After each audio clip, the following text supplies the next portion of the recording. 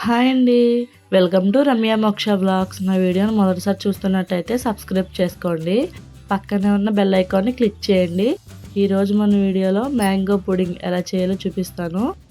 మనం రెగ్యులర్గా mango juice చేస్తూ ఉంటాం కదా, ఇలా ఒకసారి ట్రై చేసి చూడండి. చాలా టేస్టీగా ఉంటుంది. ఈ మ్యాంగో పుడింగ్ చాలా త్వరగానే అయిపోతుంది. దీనికోసం ముందుగా తీయటి మామిడికాయలు తీసుకోవాలండి. తీయగా ఉంటే టేస్ట్ బాగుంటుంది. ఇక్కడ నేను ఇలా 2 మ్యాంగోస్ తీసుకుంటున్నాను. ఎలాంటి మ్యాంగోస్ అన్నా పర్వాలేదండి. ముందుగా వీటిల్ని ఇలా తొక్క చెక్కేసుకోవాలి. ఈ 2 కాయలని తొక్క చెక్కిన తర్వాత ఇలా చిన్న చిన్న ముక్కల కింద కట్ చేసుకోవాలండి. ఇలా ముక్కల కింద కట్ చేసుకున్న వాటిని బౌల్లో వేసేసుకోవాలి. అలానే 2వ కాయని కూడా ఇలా ముక్కల కింద కట్ చేసుకోండి.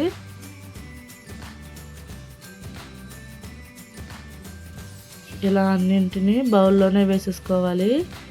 మనకి మామిడికాయ స్వీట్గా ఉంటే టేస్ట్ బాగుంటుందండి. ఇక్కడ 1 కప్పు వరకు నాకు మామిడికాయలు వచ్చినాయండి. ఇప్పుడు మిక్సీ జార్లో ఈ మామిడికాయ ముక్కలు వేసుకోవాలి.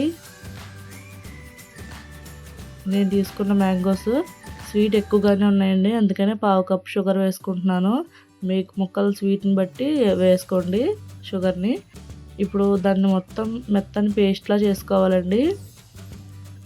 ఇలా మిక్సీ వేసుకున్న తర్వాత ఒకసారి చూసుకోండి ముక్కలు ఏమన్నా ఉన్నాయేమో. ఇలా ముక్కలు ఏమి లేకుండా మెత్తని పేస్ట్లా చేసుకోవాలి.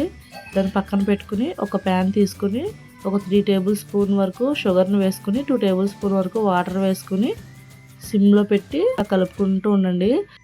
హై ఫ్లేమ్లో పెడితే వెంటనే మాడిపోయి క్యారమిల్ చేదొచ్చేస్తుంది. ఇలా కలర్ చేంజ్ అయిన తర్వాత పక్కన పెట్టుకోండి. ఆ హీట్కి ఇంకా కలర్ ఎక్కువ వచ్చేసింది. ఇప్పుడు దీన్ని మనం ఏ కప్పులో అయితే మ్యాంగో పుడింగ్ చేసుకోవాలనుకుంటున్నామో ఆ కప్పులో ఈ క్యారమిల్ని వేసుకుని పక్కన పెట్టుకోండి. ఇప్పుడు వేరే ప్యాన్లో ఈ మ్యాంగో పేస్ట్ని వేసేసుకుని సిమ్లో పెట్టుకుని ఉడికించుకోవాలండి. ఇలా కొంచెం సేపు కలుపుకుంటూ ఉడికించుకోండి.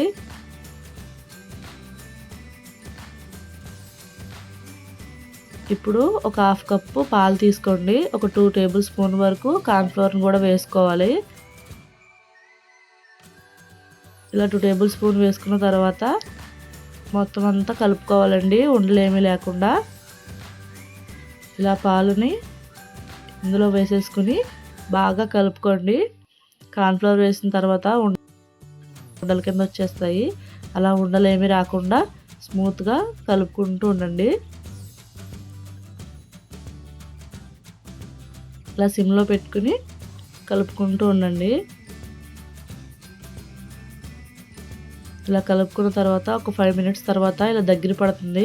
ఇలా దగ్గర పడిన తర్వాత స్టవ్ ఆఫ్ చేసేసుకోండి. ఇందాక మనం క్యారమిల్ వేసుకున్న కప్లో దీన్ని కూడా వేసేసుకుని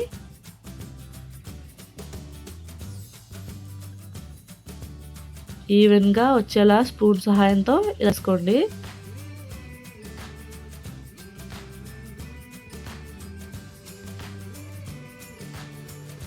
అలాగే నేను వేరే కప్పులో కూడా వేసుకుంటున్నాను. ఇలా నీట్గా ఇలా ఈవెన్గా చేసుకోండి. ఇప్పుడు దీనిపైన ఫాయిల్ కానీ లేదంటే కవర్ కానీ పెట్టుకుని మూత పెట్టేసుకోండి. ఇలా మూత పెట్టుకున్న తర్వాత వీటిల్ని 2 గంటల వరకు ఫ్రిడ్జ్లోనే పెట్టుకోండి.